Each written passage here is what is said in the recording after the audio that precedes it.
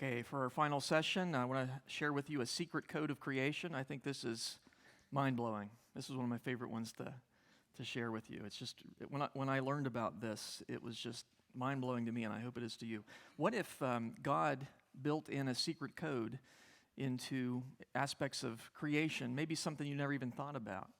There's that movie, there was the Nicolas Cage movie, National Treasure, where they had a secret code on the back of the Declaration of Independence, and they had to decipher that, and that demonstrated that there were some really intelligent people who were behind that.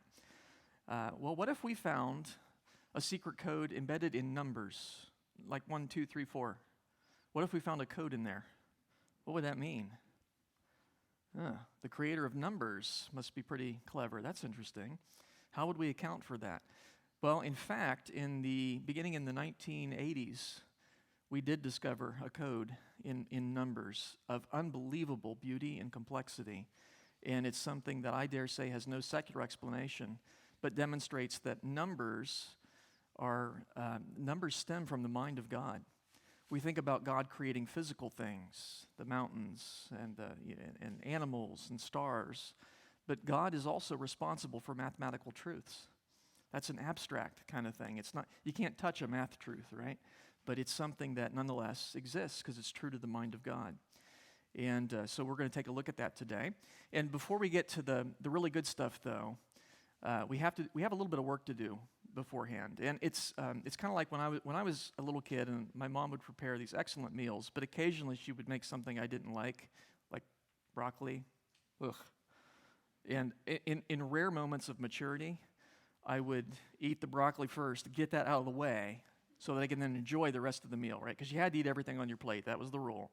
So get the nasty stuff out of the way first and then enjoy the rest of the meal. So in that same spirit, we got to do a little broccoli first, but stay with me because it's going to get really cool. You're going to enjoy the rest of the meal, trust me. So we need to start with some definitions. Sets. What is a set? A set is a collection of elements with a common defined property. In this case, a set of numbers. And so in most sets, some numbers are included and other numbers are excluded. Okay, so there's lots of different sets, and you get to define your own set. It's a little more complicated than that, but we're just kind of touching the surface here. So, for example, consider the set of even numbers. That's a set. The set of even numbers would include things like -2, 0, 2, 4, 6, and so on. And all those other numbers that you see on there would be excluded from that set, wouldn't they? That's pretty easy. We know what an even number is. It ends in 0, 2, 4, 6, 8. We get that. Now, if I considered a different set, let's say the set of negative numbers. Different numbers belong to that set, right? So that's going to include these ones. But in both of these cases, for both of these sets, you can tell just by looking at the number whether or not it belongs. You say, is it an even number? Well, you look at the last digit, 2, 4, 6, 8, 0. Is it a negative number? Well, does it have a little negative sign in front of it? Okay, so just by looking at the number, you can tell. There are other sets, because their definition is a little more complicated, that you can't tell just by looking at the number whether or not it belongs. You have to do a little bit of work. You can figure it out, but you have to do a little bit of work. And we're going to explore what's called the Mandelbrot Set. And it has the following definition. And it sounds complicated, but stay with me. It's actually pretty straightforward. It says it's the set of all numbers, C. C is a potential Mandelbrot number, for which the sequence of Z, that's a different number, remains small according to this little formula. And you have Z squared plus C is Z, and you see the little n down there. N plus 1. N means that Z is not just a single number, it's many numbers. There's Z0, there's Z1, Z2, Z3, and each one of those is like a little mailbox containing one number. Okay? And if you want to find out what's in the next mailbox, you just square what's in the previous mailbox and add it to C, and you get what's in the next Z. And so, we'll go through a couple of examples to illustrate this. But C is the number you're checking to see if it's in the Mandelbrot set. Z is a sequence of numbers, and depending on what the value of C is, this sequence of numbers of Z will either get bigger and bigger and bigger without limit, or it won't. It'll stay small. If the sequence stays small, then the number we're checking, C, is part of the Mandelbrot set. If the sequence of Z gets really big, without limit, then the number we're checking, C, is not part of the Mandelbrot set. So let's do a couple of examples just to see how this works. So we're going to check, is the number 1 part of the Mandelbrot set? So C, in this case, is equal to 1. That's the number we're checking to see if it belongs to the Mandelbrot set. And so we're going to put that in for C. So Z squared plus 1 is the next value of Z. Now, the first value of Z, by definition, starts as 0. So the first time we do this formula, Z will be 0. We're going to stick that in for Z. 0 squared, 0 times itself, would be 0. Plus 1 would be 1, right? So that now becomes the new value of Z. So we'll put that down on our list, and we'll put that back in the formula. That's the new value of Z. So now we have 1 squared. 1 squared is 1. Plus 1 would be 2, right? And so that's our new value. We put that back in. You see what we're doing here? Put it back in. 2 squared would be 4, plus 1 would be 5, right? See what's happening? Put that back in. 5 squared, that's 25, plus 1 would be 26. There you go. Put it back in. 26 squared, that's a big number, plus 1. You see what's happening? Is the sequence of Z staying small? No, it's getting bigger and bigger, isn't it? So is the number 1 part of the Mandelbrot set? No. Okay? Because the sequence of Z got big. That's how you do it. You couldn't tell just by looking at it. You had to run it through that little formula and see if Z gets big or Z stays small. Let's try another one. We'll only do 2 of these because it's tedious, I know. Is the number -1 part of the Mandelbrot set? So in this case, C is -1. So we're going to put, so it'll be, when we put that in the formula, it'll be Z squared minus 1 is the new value of Z. Z always starts as 0. That's the rule. And so we have 0 squared minus 1 equals -1, right? Now we put that back in. That's the new value of Z. -1 squared, what's -1 times -1? That's +1. Minus 1 would be 0. Oh, that's interesting. We put that back in. 0 squared, this seems familiar. -1 is -1. And, oh, okay, you see what's happening there? 0, -1, 0, -1, 0, -1. That's kind of neat. Is it staying small? Yeah. It's not ever going to get any bigger, is it? It's going to stay between. It's just going to jump between 0 and 1. So is the number -1 part of the Mandelbrot set? Yes, because the sequence of Z stayed small. Okay. So you know how to do this now. You can take any number, run it through that little formula, and see what happens with the sequence. Does it get big? Then the number's not part of the Mandelbrot set. Does it stay small? Then the number is part of the Mandelbrot set. If we'd checked 0, you'd find it's just 0, 0, 0. So 0 belongs. And anyway, now there's one more complication, and then we're going to get to the good stuff. We're almost done with the broccoli, okay? So the Mandelbrot set also includes what we call complex and imaginary numbers. I hate those terms. Imaginary makes you think they don't actually exist. They do exist. They're every bit as existent as all the other numbers. But a so-called imaginary number is a number that when you square it, you get a negative number. Okay, and it's the sort of primary imaginary number is abbreviated by a lowercase letter I. And by definition, I squared, I times I, is equal to -1. And that's a little strange for us. I don't know. I mean, some of you maybe have had that in algebra, maybe not. But it's a little weird because if you think about it, how do we classify these imaginary numbers? Because those other ones, you can multiply I by, 2. You can have 2I and so on, and you can have a whole sequence of these so-called imaginary numbers. But imaginary numbers are not positive because a positive number squared is positive, isn't it? Imaginary numbers are not negative because a negative number squared is positive. And imaginary numbers are not 0 because 0 squared is 0. So somehow we have numbers that are not positive, they're not negative, and they're not 0. And that bothers folks, right? But it's because we don't have a lot of, most people don't have a lot of experience with the so-called imaginary numbers. It's kind of like when you're a little kid and you're first exposed to negative numbers. Those don't make a lot of sense, right? You say, I can understand how I can have 1 apple or 2 apples. I don't understand how I can have -3 apples. That makes no sense. Kids are bothered by imaginary numbers, or by negative numbers, pardon me. And then when you get a little bit older, you get a bank account, and suddenly negative numbers make a lot of sense, right? Yes, I can have less than nothing. Yeah, okay. We get that. We understand it. It's the same way with the so-called imaginary numbers. They do exist, despite that silly name. And to add insult to injury, the other numbers are called real. But that's just a name. It's just that most adults never have a lot of exposure to the so-called imaginary numbers, and therefore we don't become comfortable with them. But there are numbers that exist that are not positive, they're not negative, and they're not zero. And when you multiply them by themselves, you get a negative.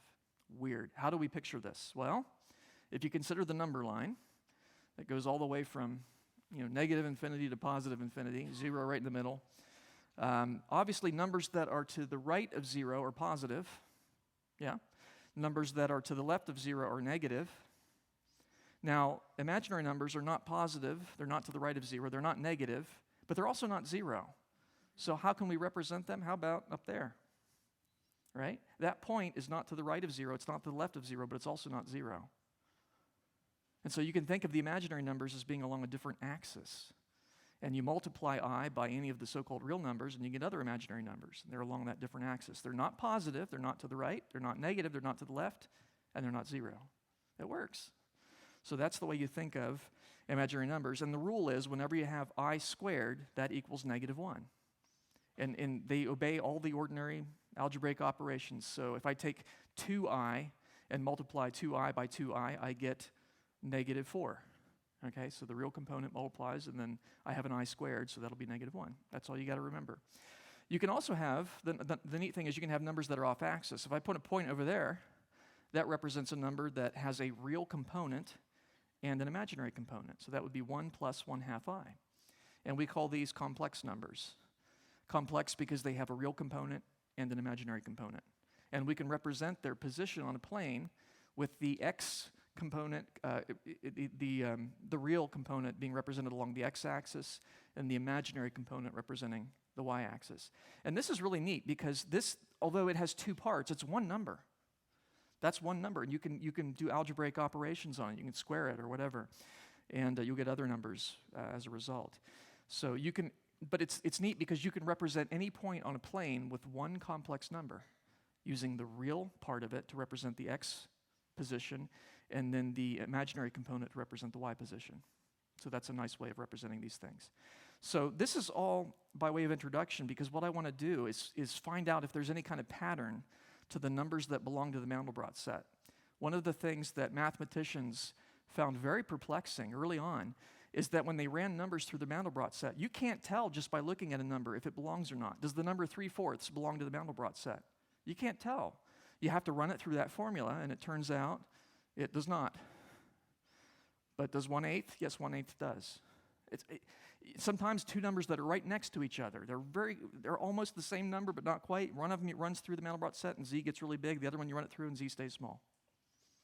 Is there a pattern to the Mandelbrot set? And so it occurred to somebody finally to make a map to plot the points that belong to the Mandelbrot set. And so that's what we're going to do. We're going to take our plane here with the real numbers along the x-axis, the imaginary numbers along the y-axis, the complex numbers off-axis. And we're going to have the computer check each of these points, and all it's going to do is run it through that little formula. And if z stays small, it's part of the Mandelbrot set. And if z gets big, it's not. And we'll make a map of which points belong to the Mandelbrot set to see if there's any pattern. Does that make sense? So if we do that, and let's take the points that do belong, and we'll color them black. Now, we already checked, we checked -1. Remember, it cycled between 0 and -1, 0, -1. So it does belong, so it gets colored black. 0 is also part of the Mandelbrot set.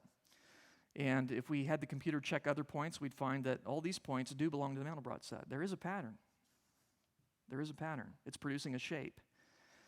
Numbers that do not belong, we'll give them some other color, like maybe red. Remember we checked the number 1, and remember how z got really big? So number 1 does not belong to the Mandelbrot set. We color it red, and if we check these other points, we'll color them as well. These are points that do not belong to the Mandelbrot set. So the computer's doing the work for us.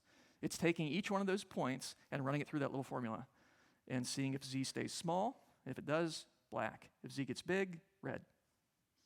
And if we did this for more and more points, we would see the exact shape of the map of the Mandelbrot set. This is what you get when you do this for all these points. That's the shape that emerges.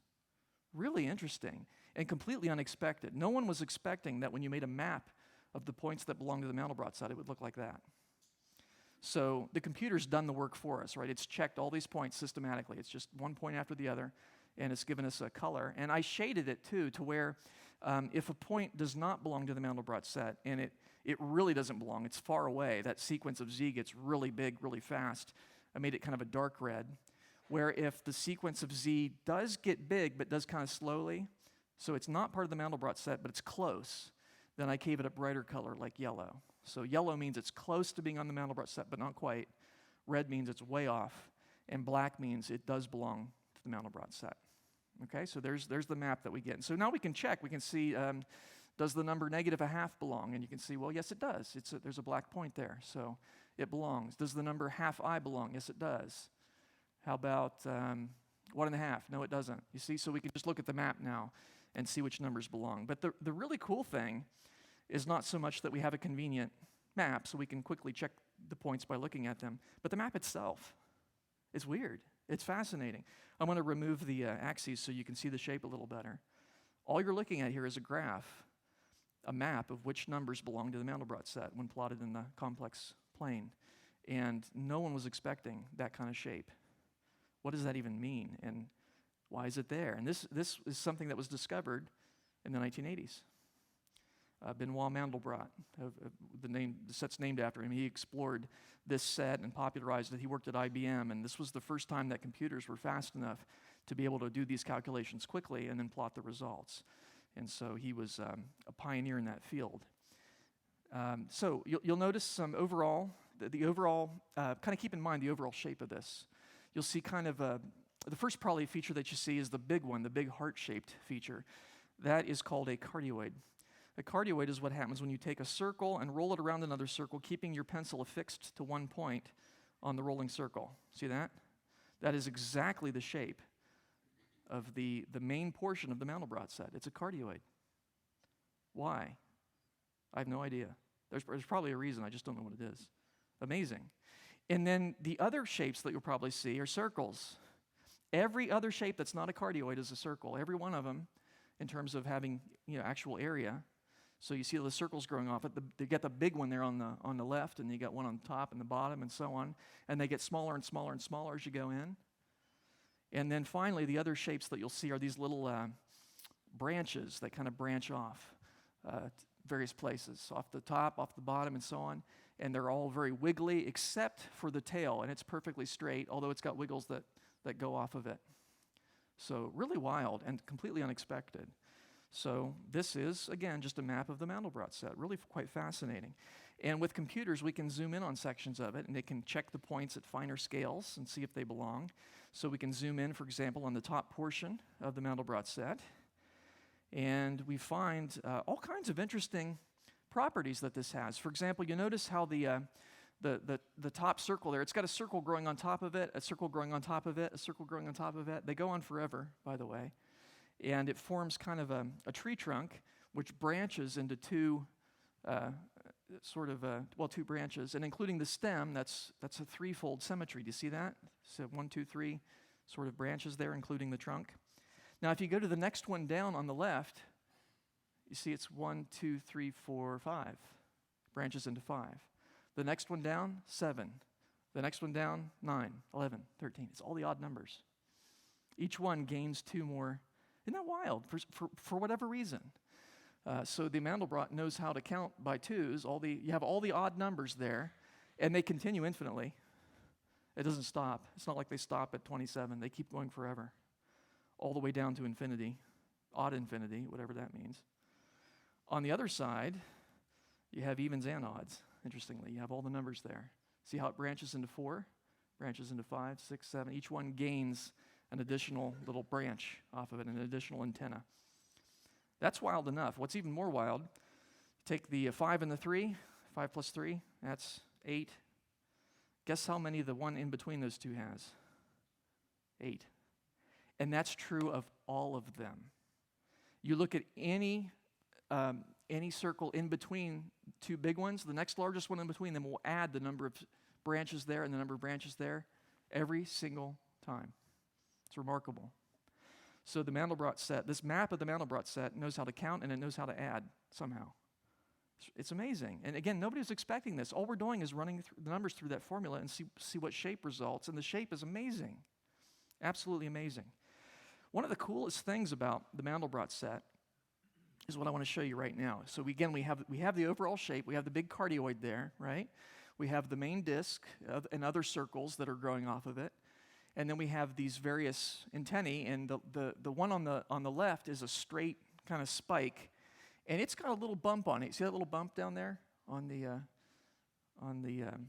left side of the spike there? If we zoom in on that, it turns out to be a baby version of the original. Isn't that wild? That was unexpected. And it's identical to the parent in almost every way. It's got the cardioid, it's got the circles. It has one difference, and that's the exterior. It's got extra spikes growing off of it, which is interesting. We zoomed in on a baby version that was growing on a spike, and the baby version has extra spikes. See how they're much longer here than they were on the parent?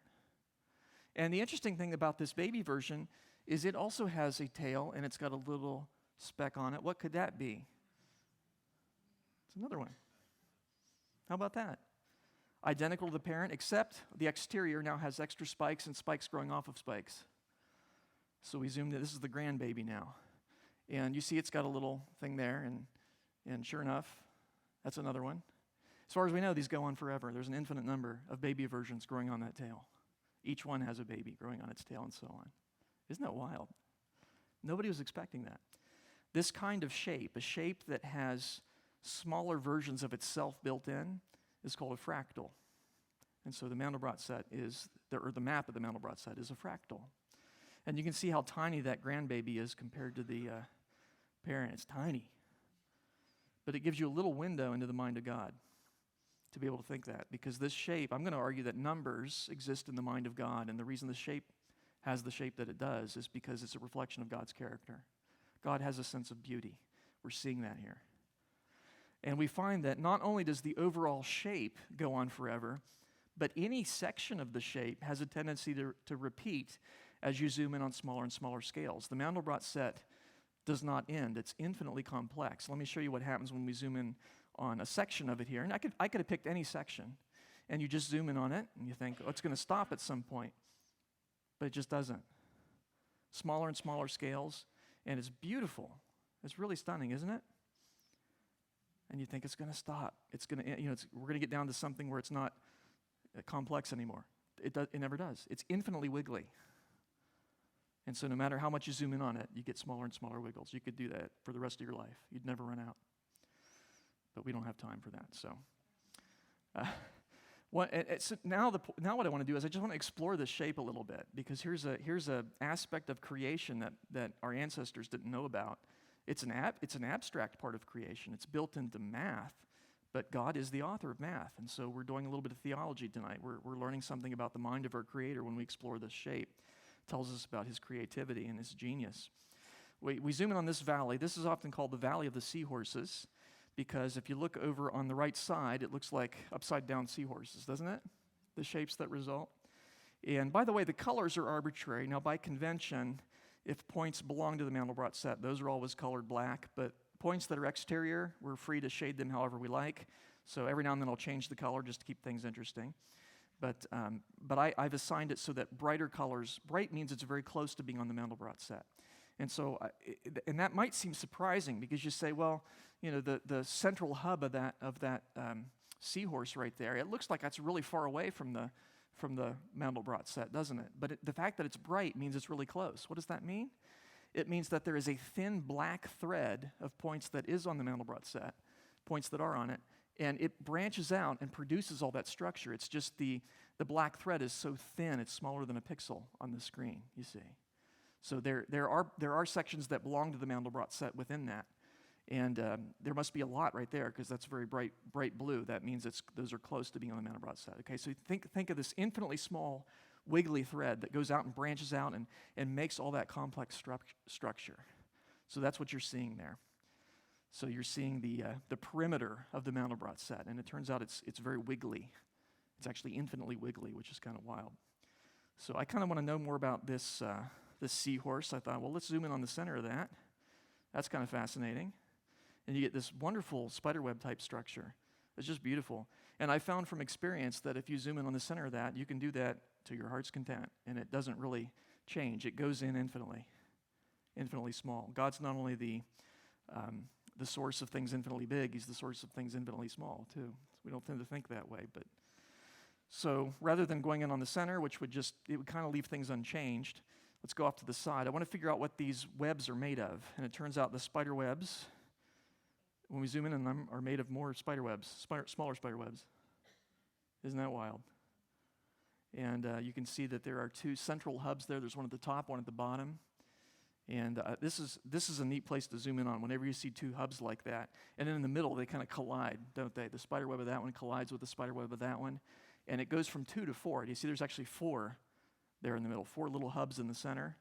And then it goes to 8, 16, 32. It multiplies by 2 now, which is interesting. So the Mandelbrot set knows how to multiply by 2s. And if we zoom in on that middle, it goes from 2 to 4 to 8 to 16. And look what's in the middle. Oh, how about that? Little bitty baby version. And we zoomed in on a spider web, and so the baby has extra spider webs growing on the exterior. The main shape is exactly the same as the parent. It always is. But the stuff that grows on the exterior tends to mimic the section of the parent that we zoomed in on. So we zoomed in on a spider web, and we have all this spider web structure growing off.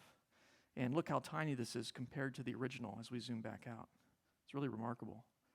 Again, giving you a little window into the infinite mind of God. Yeah, neat. Let's go back to the Valley of the Seahorses. Last time we went off to the right. This time we're going to go to the left. They call it the Valley of the Double Spirals. It's the same valley, it's just whether you go left or right. And these are double spirals because it's actually, if you look at the threads, there's actually 2 threads that wrap around each other. Okay, so this outer thread is the same as the one that's 2 in, but there's one in between them. So 2 threads that wrap around each other. So it's a double spiral. It's the same kind of structure that spiral galaxies have if they're grand design spirals, which I think is kind of neat as an astronomer. And so isn't that beautiful? So again, you're looking at a map of which numbers belong to z squared plus c.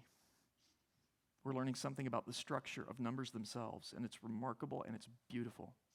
Really stunning. So again, I found if you zoom in on the center of that, it goes on forever. So let's go off to the side, and you get these beautiful structures. You get some of the spiderweb type structure we saw before. You get more of these double spirals, smaller versions of it, like you see at the top. And then kind of in the middle, you have, I call them bow ties. They look like a little bow tie. It's actually 2 double spirals that collide in the middle. And I think that's delightful. And I thought, let's zoom in on that and see what that looks like. It's beautiful, of course. And it goes from 2 double spirals, and then in the middle there's 4, and then 8, 16, 32, 64, 128, and so on, all the powers of 2.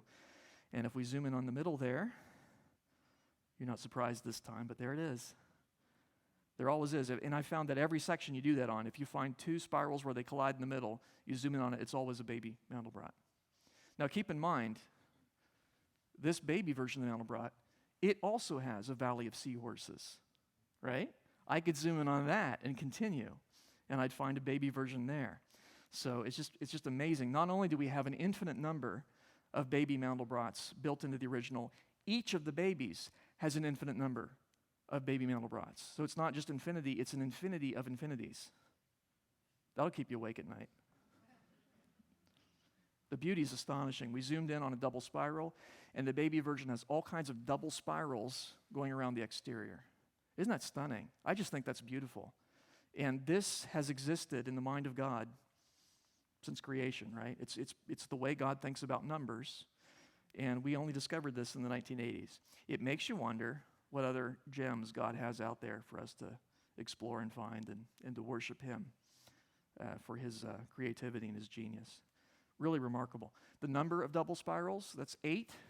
The big ones, right? The next row in is 16, the next row in is 32, and so on. All the powers of 2, that's significant. Remember the equation that we were checking is z squared plus c. And so it makes sense that those would be powers of 2. That is related. So pretty amazing and beautiful, and you could spend the rest of your life. This shape is infinite. It goes in forever. You could spend the rest of your life studying this shape, and you would never exhaust the riches of its beauty. Not unlike God Himself, actually. He's built that aspect of His character, apparently, into math. Another place that's fun to explore is I found that the crevices, the valleys, are where you get the really pretty stuff. And so another crevice we might explore is the one over here on the right side. We call this the Valley of the Elephants, Elephant Valley. And so we'll zoom in on that. It's the only symmetric valley in the Mandelbrot set on the main set.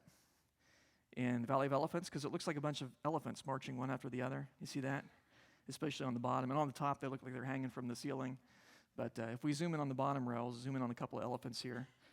There's an infinite number of them. And as you go deeper in, they get smaller and smaller and smaller. They never stop. They continue. They get smaller and smaller, and their trunks, I've found, get curlier as you go deeper in, which is kind of wild. Each one of them is standing on top of a circle, which is on top of a circle, which is on top of a circle. You see that? So there's an infinite number of circles with an elephant growing off of each one. That'll be significant later on, so kind of keep that in mind. So we have an infinite number of elephants here, which is wild. Their trunks are single spirals, so it's just one strand wrapped around itself. They're quite beautiful. Again, you can zoom in on the center forever. It goes into infinity. You'll never end. You go off to the side. Again, we see beautiful structure. We see the single spirals now, because we're zooming in on a single spiral. We see the little bow tie structures, but this time they're made of single spirals instead of doubles. And again, I found if you take, any place where you have two like that, where they collide in the middle, if you zoom in on the middle, you're bound to find a baby version. And sure enough, there it is. It's really small this time. So we'll zoom in really deep. There it is. Isn't that amazing? And you notice, too, that we zoomed in on a spiral, and not only did the baby resembles the parent, but it got turned around, you see. That's because we zoomed in on a spiral, and so this one happens to be rotated relative to the parent. But stunningly beautiful, just amazing to know that you're looking at a graph. You're looking at a plot, a map of which points belong to the Mandelbrot set. That's all it is. And it's remarkable and beautiful. That's just a map of z squared plus c, and it's an infinitely complex map. This was astonishing to mathematicians when this was discovered, again, in the 1980s. And it's still astonishing. It's still amazing. An infinitely complex map that is incredibly beautiful. And so then it made me think, because you could spend the rest of your life exploring that. It's infinite. But I want to know what happens if you change the formula. And I found if you change c, like 2c or half c or negative z, it flips the thing around or rotates it. Doesn't really change the shape very much. But if you change z and change it to z cubed, for example, that's a different set. And so you get a different shape. So this is now sometimes called a multibrot, because you have the Mandelbrot, and this is a multiple of it, because it's z cubed plus c. So we have a new shape now. So we have a new universe to explore, which is kind of wild. And it's some similarities. It's got an overall shape that's now a nephroid. A nephroid is where you take a circle half the size of the original and roll it around. That's the shape that you get. And you can see that's the main shape of the first multibrot. It's a nephroid. So the main shape has gone from a cardioid, which has one cusp, to a nephroid, which has two, one on the left, one on the right. And what's happened to the circles? The circles have all become cardioids. They now have one cusp. Everything goes up by one. It kind of makes sense. We went from z squared to z cubed. And what's cool is you can even plot intermediate values. I can do z to the 2.1, z to the 2.2, and you can actually animate that, and you can see how the Mandelbrot becomes a multibrot. That's kind of neat, isn't it? And so you can see where everything goes and how things get doubled. You see how the circles become cardioids? You see how the cardioid becomes a nephroid, and how some things get duplicated. Some things get multiplied by 4. Most things get doubled. But it's kind of fun to see that. The aspect that is the least changed, I'm trying to think, okay, what is the least changed feature? Because everything on the left is really moving around. I think the least changed is right here, right? And so that made me wonder, is there still a Valley of Elephants? Because the Mandelbrot had a Valley of Elephants there, right? Do we still have a Valley of Elephants? So let's check it out.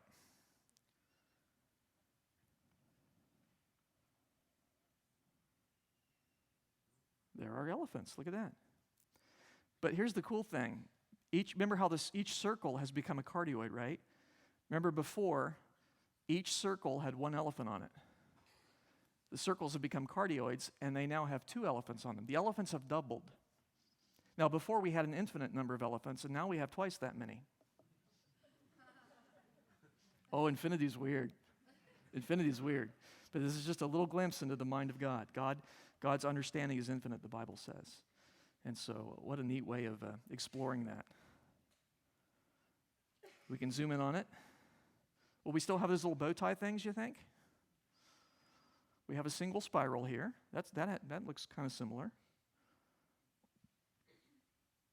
Now, the interesting thing is the bow ties have become tri-ties. Look like those little fidget spinners, right? Isn't that wild? So everything's gone up by one. They gained a loop there. And if we zoom in on the middle of that, we find a baby multibrot. Looks just like the original, except much smaller. And so this shape, like the Mandelbrot, is fractal. It has an infinite number of baby versions built into it. And of course, again, this one also has a valley of elephants, and you could do the same thing, zoom in on it forever. And the more you zoom in, the more complex the shapes get and the more beautiful they get. No man-made structure does that. Man-made structures are the opposite. The overall thing looks pretty nice, and then you zoom in on it, and you get down to the cruder and cruder parts, and then that's kind of the end of it. This gets more beautiful and more complex the more you zoom in on it. That's interesting. That's something only God can do. So, what other shapes? Well, that's z cubed. What about z to the fourth power? Well, then you get that. Oh, now I'm starting to see a pattern, because this has sort of a twofold symmetry, right? It's like a mirror of itself, the top and the bottom. This has a threefold symmetry. If we go to the fifth power, you get a fourfold symmetry. I think I've got it now, right? Apparently, the power minus 1 is the number of lobes you have. So, sure enough, z to the 6th gives you five lobes. And with z to the 7th, you can make snowflakes. How about that? And if you zoom in on them, do you get baby versions? Yes, you do. You get baby snowflakes, no matter where you zoom in on it. Isn't that neat? And I thought, what about negative powers? Huh. Now, a negative power is just the reciprocal of the power, right? So z to the negative 2 is 1 over z squared. And so it kind of flips it. And the interesting thing, remember, black means it does belong to the set. Colored means it doesn't. When you take a negative power, it flips the whole thing inside out. So most of the universe now is black. So all the universe except this area belongs to that set. So it's kind of it's an inverted fractal. And when we zoom in on it, and it's fun to zoom in on the interior here, which are actually points that don't belong, because that's where the cool stuff is happening. It looks like a series of overlapping pebbles, which I thought was stunningly beautiful. And I haven't seen others really plot the inverted multibrots, but kind of wild. Isn't that lovely? It gives it kind of a three-dimensional appearance. It's not. It's two-dimensional. It's flat. But because it looks like pebbles overlapping other pebbles, it looks like you're kind of going into a third dimension. That's an illusion, but it's a beautiful one. Is it fractal? Well, yeah. The overall shape doesn't repeat, but sections of it, you keep zooming in on it, and it keeps going in forever and ever, and it continues to be beautiful at all scales. Really lovely. Isn't that amazing? And again, you could do that for all eternity. And it continues to have structure because numbers are infinite. Numbers aren't made of atoms where there's actually a large number but a finite number. Numbers go on forever. So that's z to the negative 2. Let's try some other negative powers. Z to the negative 3 will give you that. Z to the negative 4. And now I see, I get it again. It's of course, it's inverted, but the number of spikes you get is 1 greater than the negative power, right? So negative 4 gives you 5 spikes. Negative 5, there's another way to make snowflakes, inside-out snowflakes, okay? Pretty remarkable.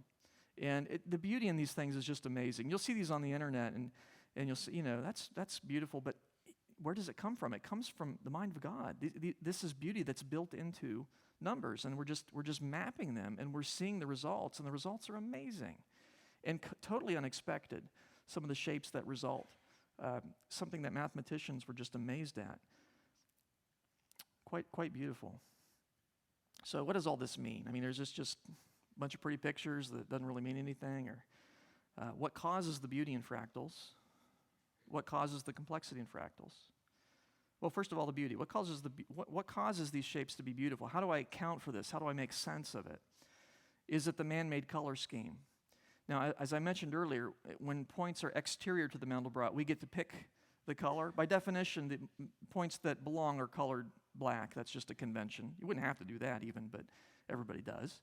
But points exterior, we shade them. We shade them based on how quickly Z gets big, okay? So if it gets big fast, you make it a dark color. If it gets big slow, you make it a bright color, and that produces really pretty color schemes.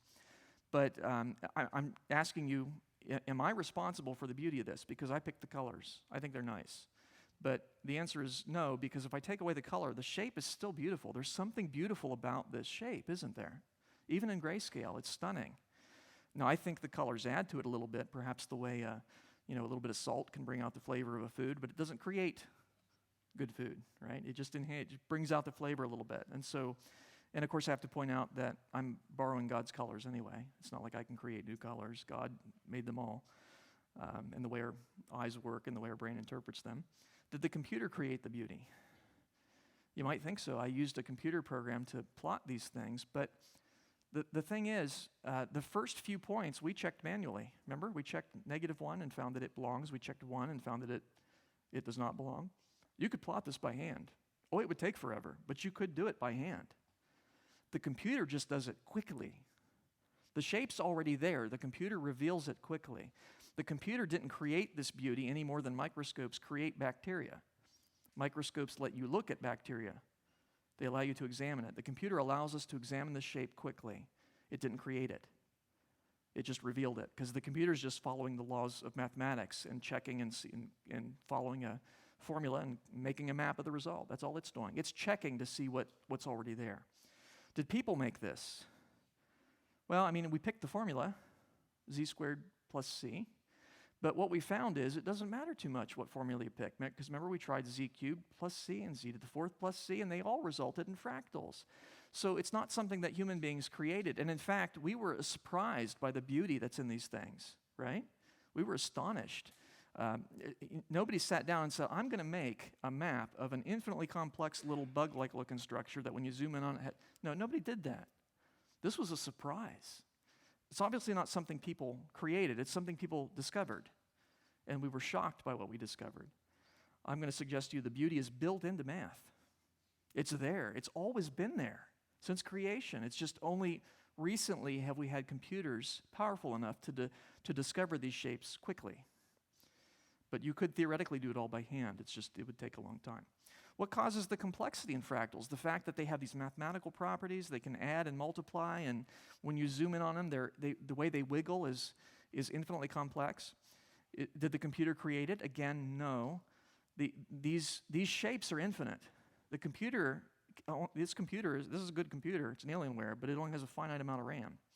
It can't do things forever. It can't hold that information. It can't hold an infinite amount of information, but the Mandelbrot set does. It's just the computer, it can zoom in on a portion of it and plot a portion of it at any time. It can't hold the whole thing because it can't hold all numbers. The computer didn't create it. Did human beings create it? We can't create things that are infinite. We were surprised to find that, hey, there's a baby version, and if you zoom on that, it's got a baby version. If you zoom on that, it's got a baby version. That was surprising to us. Nobody sat down and created that. No human being did anyway. We can't create infinite things. We certainly can't create things that get infinitely more complex the more you zoom in. We don't have that kind of creativity or power. Did the formula create it? Well, we found that when you change the formula, you still get fractals. Apparently, the formula is not all that important. Now, I will say not all formulas will generate fractals when you graph them to see which points belong. But the formula is just, that defines what the set is. The shape is determined by the laws of mathematics and the properties of numbers when we put them into that formula. So the formula didn't really create it, and the formula doesn't matter too much. You change the formula, you still get fractals. Apparently, the complexity is somehow built into math. So what is math exactly? We kind of know. We know it's a subject you take at school, but what is it? How's it defined? It's defined as the study of the relationship between numbers. That's how math is defined. That makes sense. But then I have to ask, what are numbers? And it's kind of weird to ask questions about something that's so basic to us. We use numbers every day, but do you think about what they are? How would you define what a number is? Well, the best I could find in a dictionary is that numbers are a concept of quantity. That's about the best definition I could find. A concept of quantity. So quantity is how much of something there is, and a concept is something that exists in your mind. It's something you think. So numbers are conceptual. They exist in a mind. That's very important. They're conceptual. They're not something you can touch, not physically. They're concepts. They're abstract in nature. They're not physical. Numbers are not made up of atoms. Numbers are something conceptual that exists in the mind, right? And I can write down a number. You see, well, that's 3. That's made up of atoms. I can write that down, and it's there, and I can see it. But that's not really the number 3, because if it is, then I just destroyed the number 3. There's no more 3 now. Children will have to count 1, 2, 4, and so on, right? No, that was a representation of the number 3. It was a written numeral. Written numerals are not numbers, they're representations of numbers. And we can represent them differently. If you go to Rome, you can write 3 as 3 vertical lines, right? So the way we represent numbers, that's up to us in terms of we've decided that this shape will represent 3-ness. But it doesn't create 3-ness, okay? 3-ness already exists as a concept. So numbers are conceptual, and the laws of mathematics that determine the relationship between numbers are conceptual, meaning they exist in the mind. They exist in the mind. Where do laws of math come from? They're mental. Did they evolve? See, we've seen all kinds of incredible beauty and complexity in numbers. Now, the way that secularists explain complexity in the world of biology is evolution. They'll say the reason this animal has these incredible complex structures, it didn't start that way. It started very simple, but then over millions of years, it became more complex. Is that going to work with numbers? Do numbers evolve? Did 7 used to be 3 and then it evolved? That doesn't make any sense, right? Did 2 plus 2 used to equal 7, but it gradually evolved into where it equals 4? That doesn't make any sense, right? The laws of mathematics are fixed. Numbers are fixed. They can't evolve. Were they created by people? Some people think that. They'll say, math, that's something that we came up with. We invented math. Really? We invented the notation. But did somebody say, I'd like 2 plus 2 to equal 4, so that's the way it's going to be? No, we discovered that, right? Mathematical truths are not created by people. They're discovered by people. It was the Greeks that first discovered what we sometimes call irrational numbers, numbers that cannot be expressed as one integer divided by another. Like pi, the number pi, it has an infinite decimal expansion. The Greeks discovered that, and they hated it. They hated irrational numbers because it totally blew their mind and erased their orderly system of everything being expressible by A over B. Irrational numbers, you can't do that. Now, that would not be something that human beings would invent, right? It's something they discovered. It was the first time in history that people had discovered a mathematical truth that they didn't want to have. It wasn't desired, and they didn't like it. It's not something they invented. It's something they discovered. Laws of math were not created by people. Pythagoras didn't decide that, hey, these two, you add up the square of these two legs of a right triangle. I think it should equal the square of the hypotenuse. Let it be so. He discovered that. Well, he wasn't the first to discover that. He was one of the first to prove it. But he didn't, triangles weren't different before Pythagoras. Laws of math have existed long before people discovered them. Do they come from the universe? Some people say that. Math is just a reflection of the way the universe is. I don't think that's defensible because laws of math can go beyond the physical universe. Like the physical universe has 3 dimensions of space, 1 of time. In math, you can have infinite dimensions. There's a branch of mathematics called Hilbert space where you have an infinite number of dimensions. That has no correspondence to the physical universe, and yet it's meaningful. Math goes beyond the physical universe. It may have application to the physical universe, but it's not derived from it. It's conceptual. The universe isn't. The universe is physical. Math is conceptual. I'm going to argue that laws of math stem from the mind of God. They exist because God thinks. He's a thinking being, and because the way he thinks about things is logical, orderly, and beautiful. And as a result, mathematics is logical, orderly, and beautiful. And we can discover some aspects of it because we are made in God's image, and God has revealed himself to us. Laws of math make sense in a Christian worldview. They really do. If you think about it, laws of mathematics, they're conceptual, meaning they exist in the mind, right? You can't see 2 plus 2 equals 4. But you can think it. You can see illustrations of it. But it's something that exists in the mind. They're universal, meaning they work everywhere. Laws of mathematics work on Earth. They work in the Andromeda Galaxy. They work on the moon. They work everywhere equally. They're invariant, meaning they don't change with time. It's not like 2 + 2 = 4 on Tuesdays, but on Thursdays, who knows what it equals, right? And they're exceptionless. It's not like 2 + 2 = 4 most of the time, but every now and then it doesn't. All of these properties make sense in light of laws of mathematics stemming from the mind of God. Because God's thoughts are conceptual, because all thoughts are. There are people who are materialists. They believe that everything that exists is matter and energy. Laws of math are not matter and energy. They're conceptual. They exist in the mind. We would expect laws of mathematics to be universal, to apply everywhere, because God is omnipresent and sovereign over the entire universe. So they're going to be the same. We'd expect laws of mathematics will not change with time, because God doesn't. He's beyond time, right? He says, I, the Lord, do not change, therefore you sons of Jacob are not consumed. God is beyond time and does not change. And they're exceptionalists because God is sovereign over all truth claims. There's no truth that's outside the mind of God. And therefore, laws of mathematics cannot have exceptions. They cannot have exceptions. All of these things make sense in the Christian worldview. But the naturalist has a problem. The person who believes there's no God, everything that exists is within nature, he's got a huge dilemma. Because on the one hand, he knows that laws of mathematics are conceptual. They require a mind because they exist in the mind. On the other hand, laws of mathematics existed before people because we discovered them, right? In order for something to be discovered, it has to already be there. Yes? I mean, the way the planets orbit the sun, it obeys a mathematical law. There's Kepler's law. The period of a planet squared is proportional to its distance from the sun cubed. Kepler discovered that. But that worked before Kepler discovered it. Planets were orbiting perfectly fine before people, for a couple days anyway, because they're made on day 4, people are made on day 6, right? In the secular view, planets were orbiting for billions of years before people discovered, and yet they obeyed mathematical laws. You see the problem? The naturalist recognizes that laws of mathematics require a mind because math is conceptual, but in the secular view, there weren't minds before people. The universe was just, something that happened. I mean, there were minds, but they weren't very sophisticated. Animals don't really think mathematically, except in maybe a very limited sense. See, I can explain that because I have a mind before people that in my worldview, and that mind is the mind of God. And so in my worldview, there's a mind before anything physical exists, right? Because God is the creator of all things.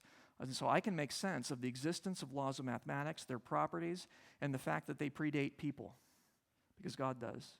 The naturalist has a huge problem if he thinks, well, mankind created laws of mathematics. Well, that's not going to work because planets orbited according to mathematical laws before people came around and so supposedly invented those laws. See the problem? It's a huge issue. There are physical versions of fractals. Now, the kinds of fractals we've been looking at, you can't touch them. You can't touch the Mandelbrot set, right? Because it's abstract. It's a set of numbers. You can map it, but the set itself is conceptual, and yet there are physical fractals that you can touch. Now, these are approximate fractals in the sense that they don't repeat. Sometimes they don't repeat perfectly. The next shape in is not exactly the same as the parent. It's a little different. And in all cases, they can't go on forever because eventually you get down to the level of atoms, and then there's kind of spherical sort of. So they're non-fractal. But one fractal that I'm sure you're familiar with in this part of the world, snowflakes. These little guys. Okay, and I live in Colorado, so we get a lot of these little guys too. And you go out there and you shove it off your car and all this snow, but they're beautiful when you zoom in on them. Microscopically, they're stunning, and they are fractal. Because when you zoom in on that snowflake, it continues to have that 6-fold symmetry. Again, it may not be an exact replica inside, but it continues to have that 6-fold structure. Stunningly beautiful. These little gems from God that he sends us every year, and we don't often appreciate them perhaps the way we should, but they are beautiful. Stunningly beautiful. So that's an example of a fractal. That stuff that grows on your windows, I was amazed by this when I was a kid, and I would see that stuff grow on the windows, and it's beautiful. How does that happen? Well, it's a fractal. Here's another example of that. So you zoom in on it, it branches, and the branches branch into branches, and so on. It has that fractal nature to it. Ferns, the way ferns branch is fractal. You have a main stem, and off of that you have a stem, and off of those you have smaller stems, and then they have smaller, right? And to get down to the little leaflets there. So ferns have a fractal nature to them in terms of the way they branch. I even found a fractal form of broccoli. Yes, so broccoli is good for something after all, apparently. This is called Romanesco broccoli. You can see the overall shape is a cone. And what is that cone made of? Smaller cones, which are made of smaller cones, which are made of smaller cones. How about that? So it's a physical and a 3D fractal, for that matter. The way coastlines branch is fractal. In terms of they branch into smaller branches and branch into smaller branches. The way mountains branch is fractal. When you look at mountains from above, the way the valleys branch and so on, they branch into smaller branches, which branch into smaller branches.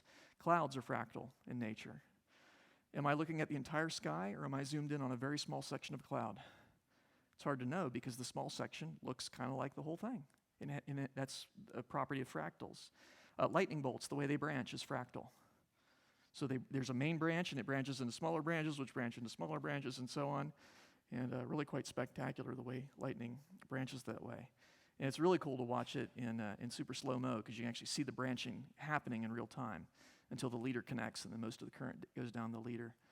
Really pretty amazing to see that. And so here's my question then. Why do fractals occur both in math and the physical world? Because math is not made up of atoms. Math exists in the mind. But the physical world, the physical fractals are made of atoms, right? So why is it that we find things like that? That's a multibrot, z to the 7th plus c, that's a map. That exists only in the mind. That you can shove off your car in the winter. Yeah? Why is there that similarity? That right there is part of the Mandelbrot set in terms of the way it branches. That is part of the physical world. This shape, that may look like a physical plant. It's not. That's a mathematical graph. It's called a Barnsley Fern. Each leaf is the overall shape. Let me show you. We'll take the overall shape and it becomes one of its own leaves. See that? Isn't that wild? You can do that forever. Okay? So that is a mathematical graph. It does not exist in the physical world. This does. This a mathematical graph. It does not exist in the physical world, but that stuff grows on your windows in the winter. Interesting. That's not made of atoms? That is.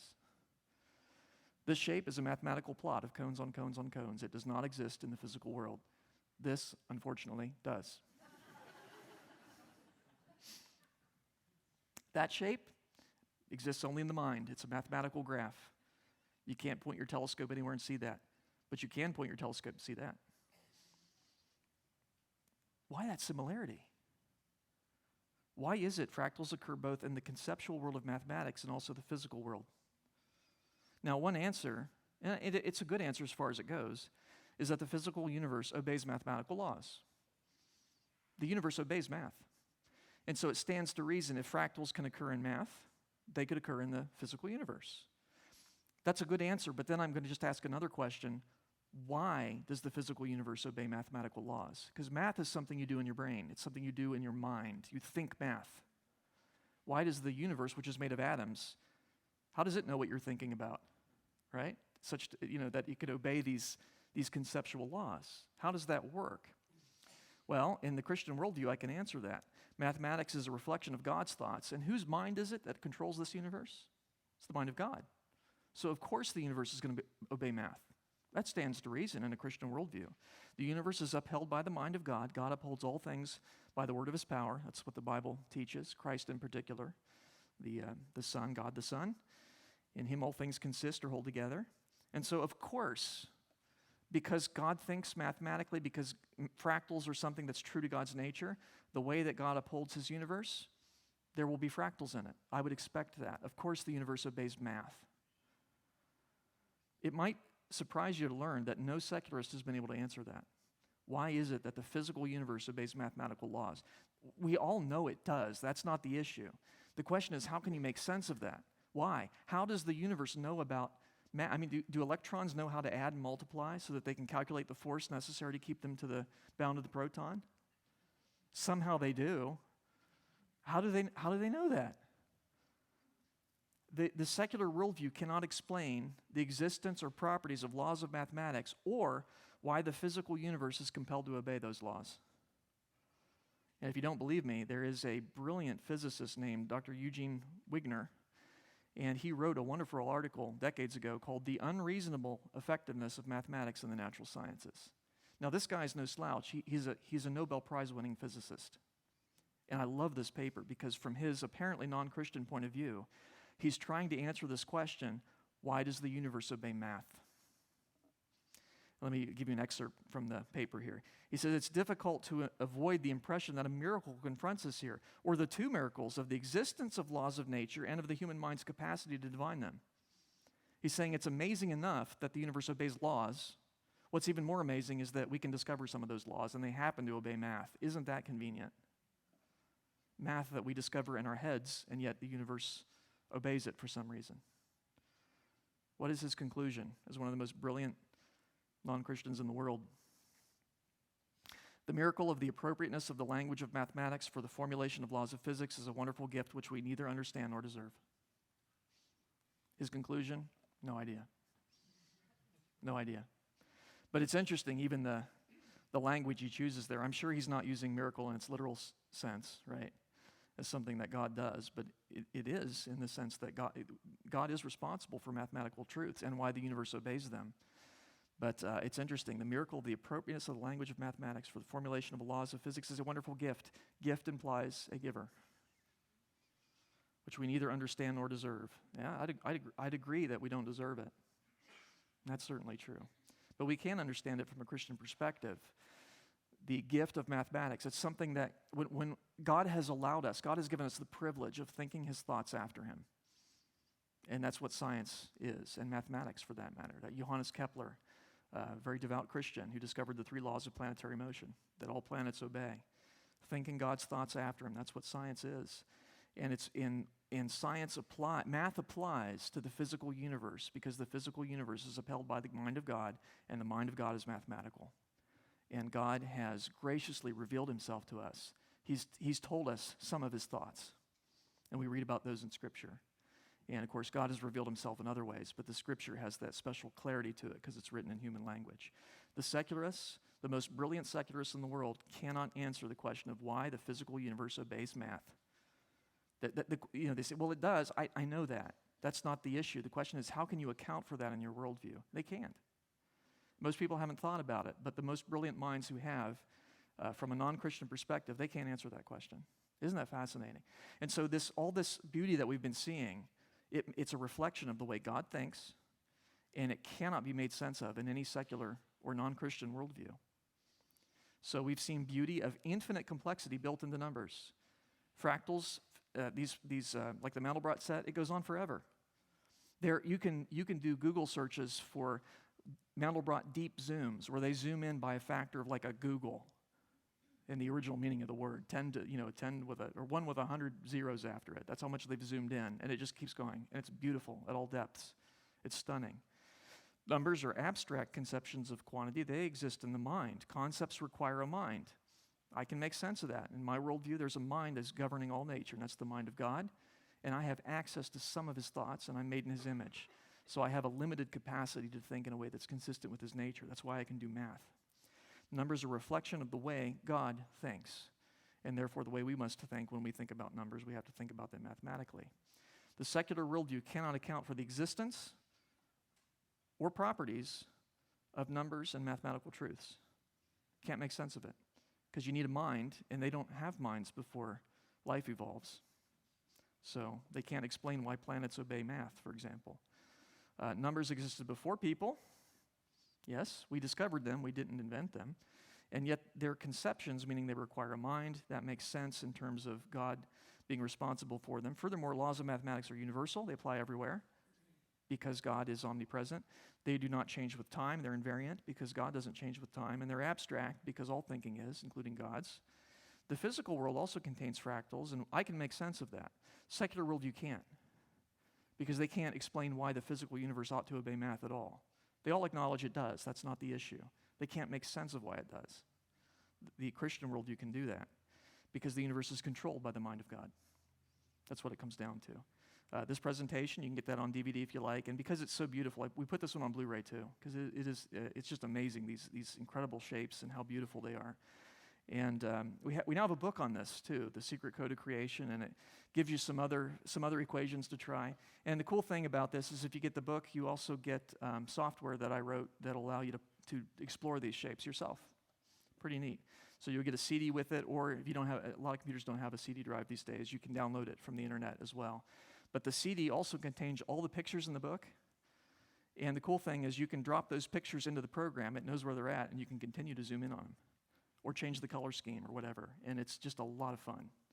I've had several people told me that that I've ruined several nights for them where they've been up all night because it is fascinating. You just keep on exploring, and really remarkable. So that's a fun book. It's a great conversation starter too. It's a beautiful book. You sit on your coffee table, somebody comes over, they're going to pick it up because it's pretty. And they're going to start thinking through, where do these shapes come from? Well, let me tell you where they come from. They come from the mind of God. There's no secular explanation, so never know. Again, The Ultimate Proof of Creation, that's one of those books that I wish every student would read before they go off to college. We might have, learn how to think properly, learn how to defend the faith well. And Understanding Genesis, which I talked about this morning, defending the 6 days of creation and the literal history there. And we have that on DVD as well. So I won't go through all these, but I will remind you of the Stargazer's Guide to the Night Sky. I think we're probably sold out of that. But again, we can back order anything. Taking Back Astronomy, which we talked about previously. This is the Keeping Faith. That's the one that answers over 400 alleged Bible contradictions. And then again, do remember we have these packs, the book pack, the DVD pack, and the Best of Everything, the library pack.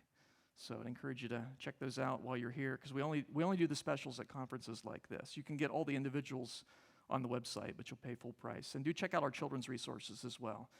Currently, we're only doing those at conferences, so we will add those to the website at some point, everything in its time. So don't forget to sign up for our free monthly newsletter. You should all be signed up for that now, right? Okay. If you haven't, you need to repent and sign up.